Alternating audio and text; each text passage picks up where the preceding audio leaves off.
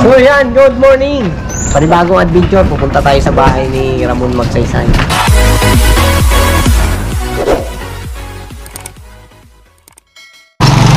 Kaya pangalawang araw natin dito.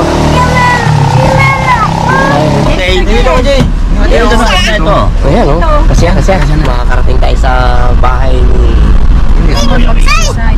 Saan? Oh. Galit na kasi. Galit. Likanan daw. Likanan daw. Galing talaga ni. Sino sabi? Doon na si Kalangya. Shoutout mo na. Shoutout kay Mamueng. Shoutout. Hi Maren. May ano ba tayong kasama? May babalang laki. May foreigner. Oh, abo oh. Sir, may foreigner tayong kasama, sir. Pamaligyan mo mga foreignoy. Saan tayo magpunta? Bahay ni Ramon Magsaysay. Magsaysay. Dami na. Ayan, dito na tayo. Nakakadalaw tayo sa bahay. Historical po eh. Bahay ni Ramon. Dito tayo. Oh, no? Museum ni Ramon Magsaysay.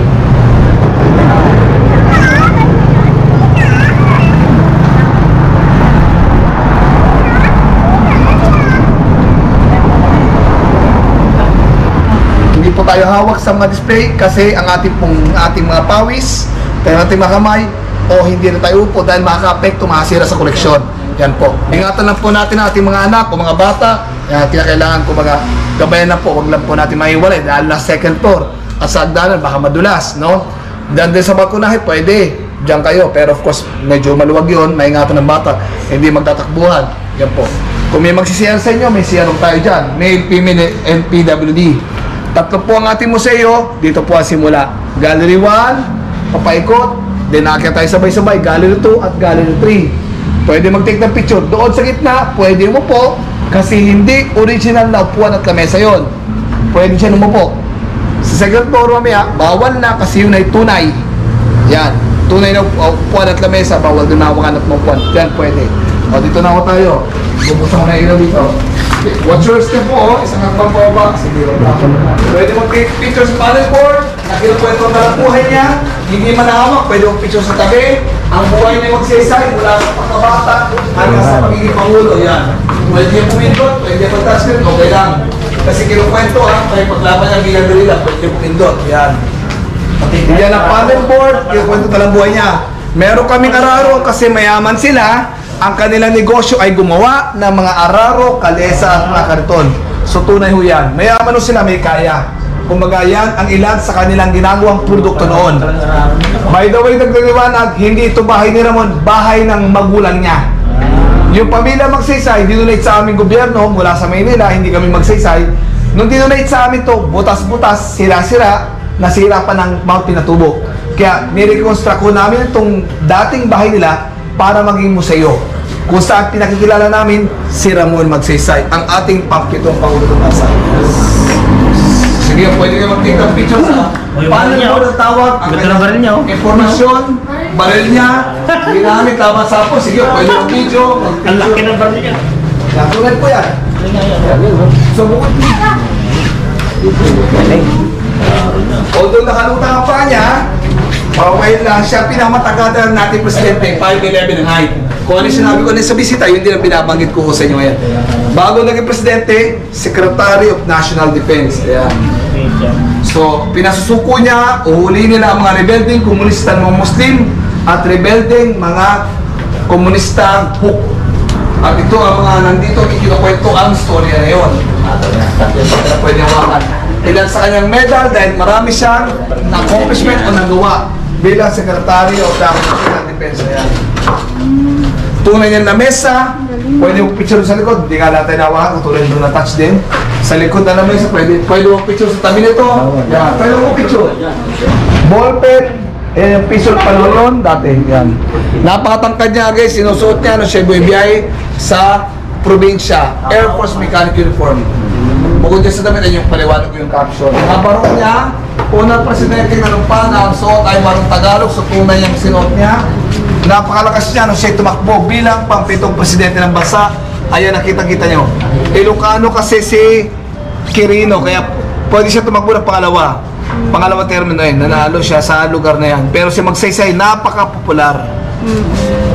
Ito katumbas sa boto, so yung konti para mga butante mo. So, nung lumaban si Ramon Magsaysay, ito yung naging ano niya.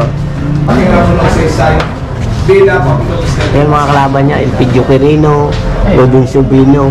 Tatlo lang ang tumatakbo noon, hindi tayo katulad ngayon. Dalawang partido, isang independent or solo. Katulad tayo sa Amerika. Sa gitna, pwede po katulad na labagin ko at sa ibang mga bisita. Ang hindi lang hawakan kasi tunay dito, original ito. Ito hindi original, ito hindi original. Yun. So pwede mo po. Pwede mag-take ng picture, pwede mag-video. Sige o.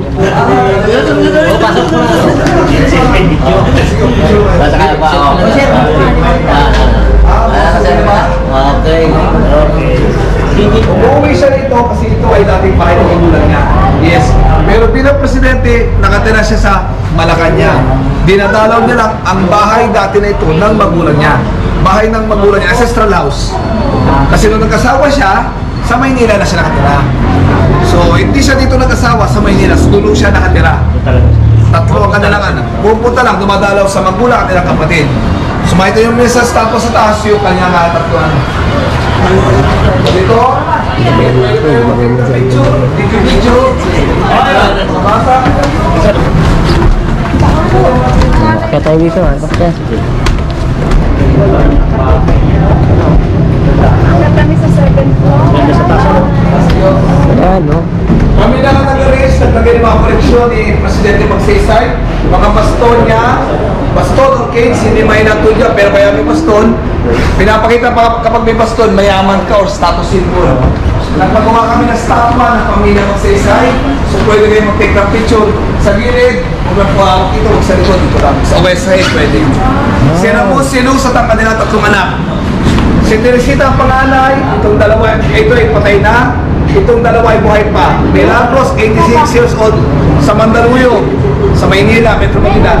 Dating Senador Ramon Magsaysay Jr. Yan, dati siya Senador. Ito ay nais pa namin ito, doon sa kabila pwede tumingin. Ang kanyang tama at iba pang mga damit. Yun, yung kama niya ng bata siya. Yung plancha. So, yan. Yung kama niya. Oh, please do not share. Nakita niyo. Yun yung kanyang mama daw nung bata Yung pa bata siya. pa siya, ito yung kama ni Ramon Magsaysay. Sira na pala yung kama niya, katakalan. So, ito yung lagyanan niya ng damit. Yung ano niya, oh.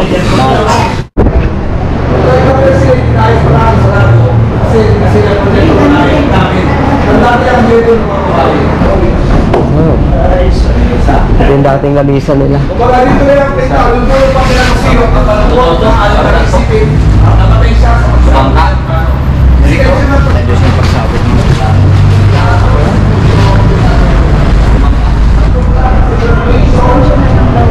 Sa university, tatlong university, Cebu. Yan ang kanyang official schedule ng trabaho.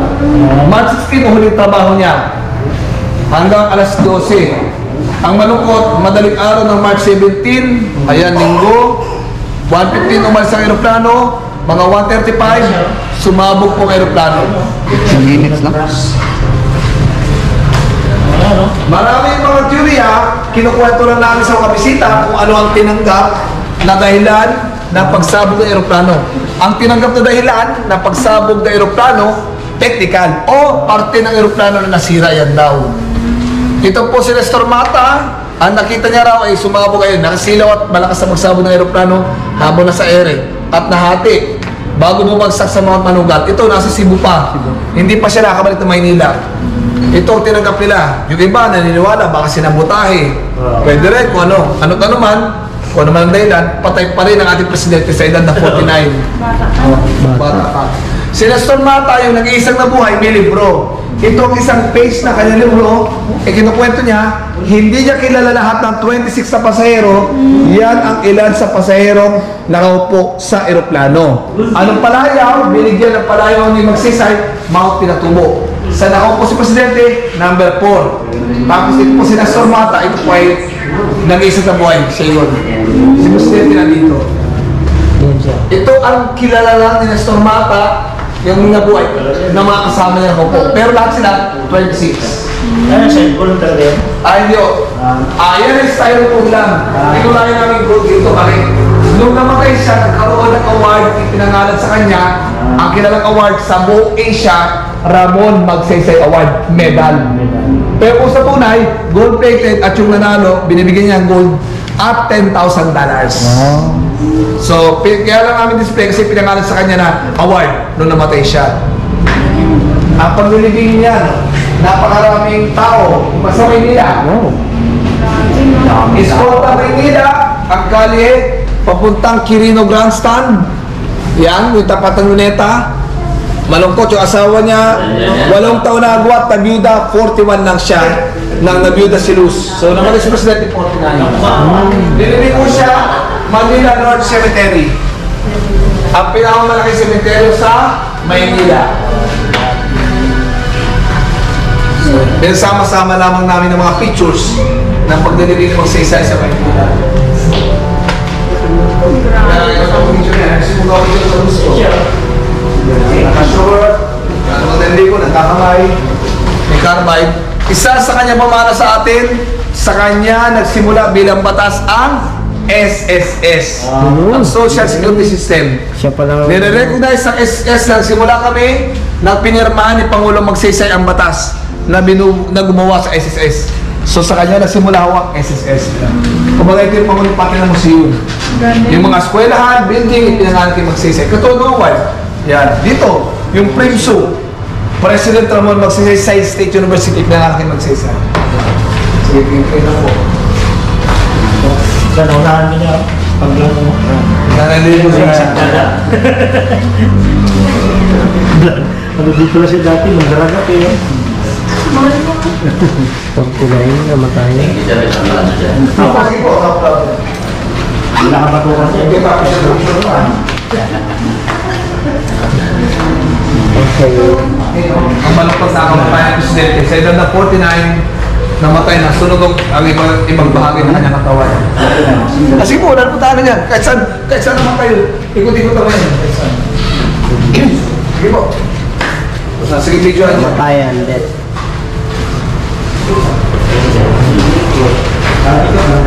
Ito yung paglulok sa... Tayo videoan pa. Gusto mo yung videoan, yung statue niya sa labas, yung picture pa kayo. Siya, tapos siya naman sa baba, sa likuran dito. Dito baba natin sa gitna. Yan o. Sumabog yung sa... Oo, panunggal. Ni Ramon Magsaysay. Try ko tayo. Iwa-iwa. Wala din ang sabihin ko na ginasama ng maraming Buhay na buhay ko siya. Asa eh. Natsura niya lang ito. Buhay na buhay. Nakakalupot lang na bata pa. 49 lang mo ang Edad. tinatay niya sa mundo. 49 years old. Namatay siya. 3 taon at 77 days lang siya naging Pangulo. 3 years and 77 days naging Pangulo ng Pilipinas.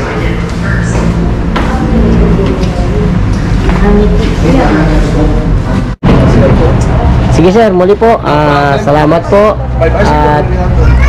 Sige, salamat. At ano, yung... Ingat sa pag-alaala at remembrance sa inyo, Presidente. Sige po. Kung may mag-CR sa inyo yan. Yeah. Kung yung mga picture, video sa statua, total makulimlim. Ayun. Yan o. Sige o. Sige. You're welcome, baby. Kaya kasi sa baba, activity room lang namin yan. Nag-exhibit kami ng painting ng mga high school. Display namin sa SM. Nilipat na. Next year naman, nag-exhibit ulit kami painting ng mga high school. Kasi mga galing mga bata lang. Yan, baka may nakita kayo dyan. Pero yan, sinolin namin. Sige po. Thank you. Nag-CR, kumiji-jingle. Sige po.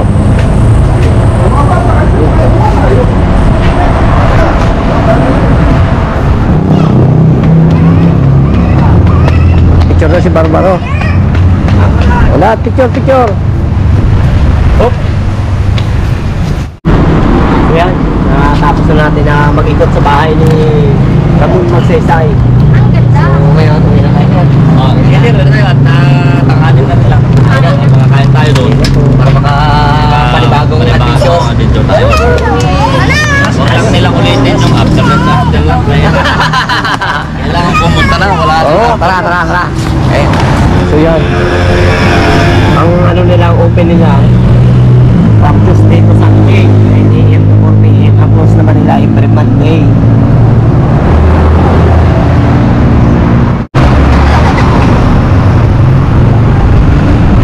Ayos na. Zoom in. Okay.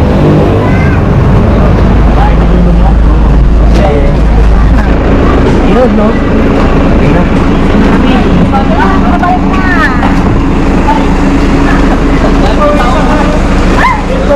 Ang dami niyo pala eh. Dapat binaba na kanina eh. Balik. Tatlo lang sila. Sugatan pa tayo si ate. Ano ba? Hindi na kami hinintay eh. Naglalay. Up. Quad.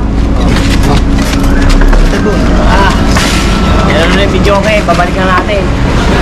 Kaya vlogger ah. Shout out kay Palma. Shout out Gallardo. Orin nyo, Katungganers Vlog. Doon na kayo na yan. Ano ba? Katungganers Vlog. Live yan, live. Orin nyo. Makita na yung mukha nyo. Salamat po. Salamat. Susunod po ulit.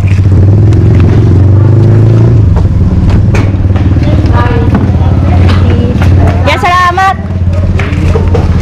Basta kayo.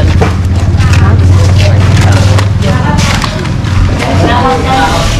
Salamat. Yan yung bahay ng presidente namin. Tayo ng bahay ni Ramon Magsaysay. Level of the Philippines. Ito, lamang-lamang na kayo lumabot. Lamang na kayo noon. Nag-aaral kayo. Siyempre, alam niyo yung buwan na. Panoorin. Makamit lang kayo. Yung vlog natin. Maraming mga panahon. Maraming mga kalat. Ay, ganun sa ngayon. Oo, marami manonood niya. Papanoorin na siguro. Yung ibang bata kasi hindi na pumapasok. Ngayon, pag napanood nila yung vlog natin yun. Ay, ito, ganito pala yan. Kung bakit namatay si Ramon Magsaysay. Kung kailan siya naging presidente. Ang nila yan, hindi pa nakakapunta dyan.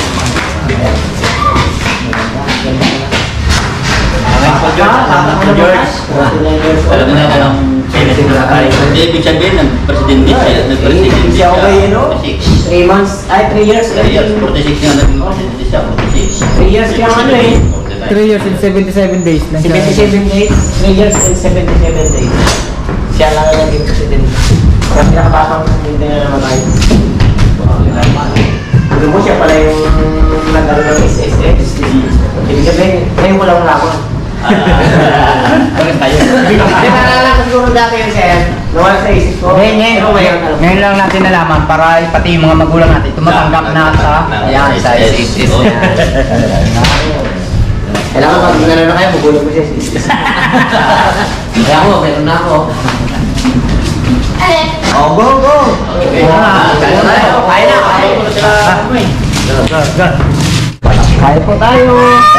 Uy, makain ka na. Kuha na lang. Hindi sabihin nagutom siya. Nagutom. Ano yung pahay yun? I was the cook ngayon. Lagang pata. Walang ice. Nanay ka na. Nanay ka dito mo. Ay na ay.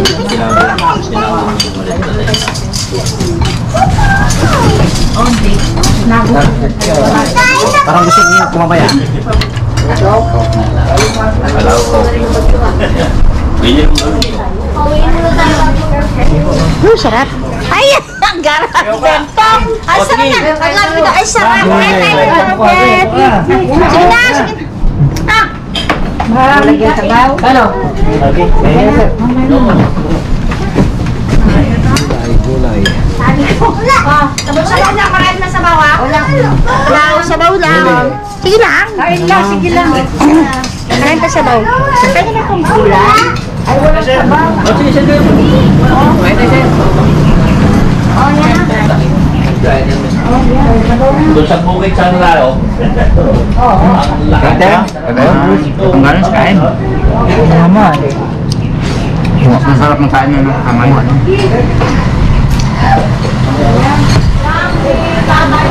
Bukid, magandala din ito.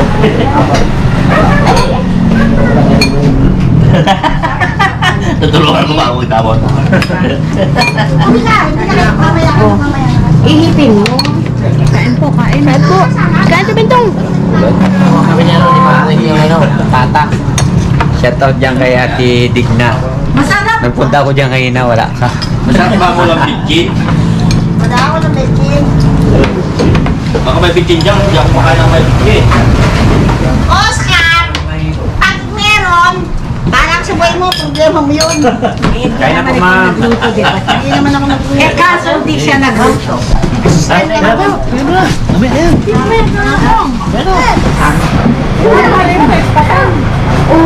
Diyan tayo at punta tayo sa ano. Saan ba yung punta natin, man? O yan, laman. Tayo. Ha? Si tayo, Bento. Alis na tayo, wala yung ano, maya-maya. Kain, kain. Si Mabdong may kakain. Nagpakluto ko. Ma'am, sarap ma'am. Darap ma'am, sarap. Ayos. Walang big. Okay naman. Okay lang. Sarap Dali ako lang parang may walang ano. bitchin. Dali man, walang bitchin eh. Mamay, mamimiss ko tong luto mo. Pag doon na kami sa Mindoro. Next time mag-eat. Kailangan yung Next time bumalik. daw, ha? Kailangan pagbalik nyo Hindi naman sama sa Bardog. ng dalawang, ay, Hindi sasama ko, ma'am. Sabi mo hindi. kailangan mas matagal. Kasi walang, Isang linggo. di ba? Walang ano eh, kulang yung araw. Araw. Mano. Okay lang, ma'am. Sa sunod, bawit play. Di pa tayo nakapunta ng Olongapo. Nabilo ka pa kanina? Ang daming magaganda kang sa Olongapo, di ba? Sarap ma'am. Pang-asals pa sana kami na mga senior. Kaso wala na naman. Balik, pagtawag ka lang. O, di ba? My house is your house. Ito, di kayo alanganin dito. Yung itong sa... Oo. Kaya na kayong lahat. Sa'yo ma'am.